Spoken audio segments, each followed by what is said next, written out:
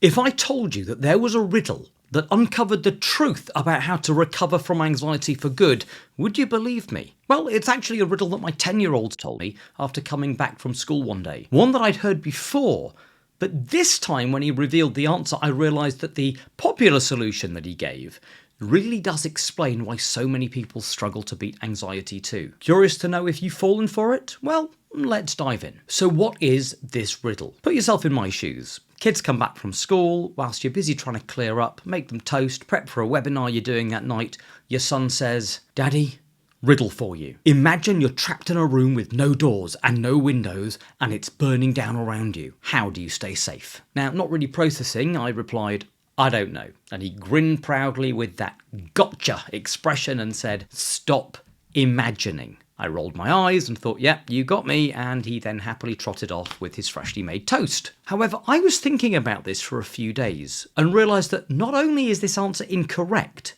it keeps people trapped in anxiety. So why is it wrong? Well, right now, I'm going to try something that, if I'm incorrect, would be incredibly dangerous for me to even attempt. I'm going to sit right now and imagine being trapped in a burning room with no possible way of escape. In fact, I'm even going to go as far as allowing myself to imagine being burnt alive. All right, wish me luck. Here goes.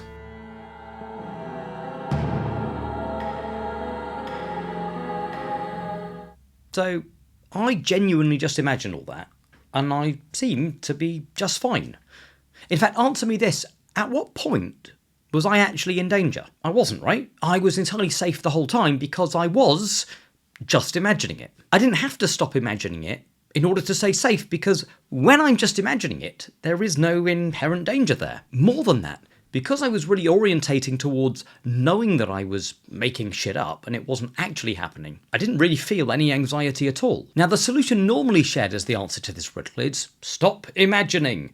But if you have to stop thinking about this thing, does that not imply that thinking about that thing is dangerous and poses a threat to you somehow? And of course, the more you try not to think about something, the more you'll keep thinking about it, and the more your body will interpret it as significant and pay more attention to it. It's the loop of anxiety in action. Like people who are on diets and spend the whole day telling themselves not to think about chocolate. Stop imagining eating chocolate ice cream. Stop imagining eating pizza. Stop imagining how good that donut will taste. And they do this all day, and suddenly these thoughts take over and they end up caving in and eating everything. Why? Because when you tell yourself you have to stop thinking about it, your brain goes, why? It's significant, isn't it? So you end up paying more attention to it. This is why I think this riddle helps explain why people get so caught in anxiety recovery, because their anxiety is caused by some set of what-if thoughts where they're imagining worst-case scenarios or connecting with an impending sense of doom, which is really just a what-if-this-happens feeling. And then they keep trying not to imagine it, which is about as effective as right now doing your best to not bring up a mental image of a yellow elephant. Too late, right? And some people will say, but Howard, being burned alive and trapped in a room is dangerous. And of course the answer to this is, yes, it is. But there's a very big difference between being trapped in a burning room and imagining being trapped in a burning room. In fact, I had someone recently who was afraid of spiders, and they were saying, I get that it's my thought about spiders that's causing me anxiety, and that I don't have to stop thinking about it to stay safe, but what if there really was a spider there? Then it really is the spider that's making me anxious, right? Well, not quite. And in a moment, I'm going to reveal a question to challenge your own thinking that I share with a lot of my one-on-one private clients. But if I were in a room with a spider phobic and there really was a spider in the corner of the room, then they'd be saying, it is the spider that's making me anxious. It's not my imagination this time, Howard. However, think about it this way. They'd be freaking out and I'd be fine.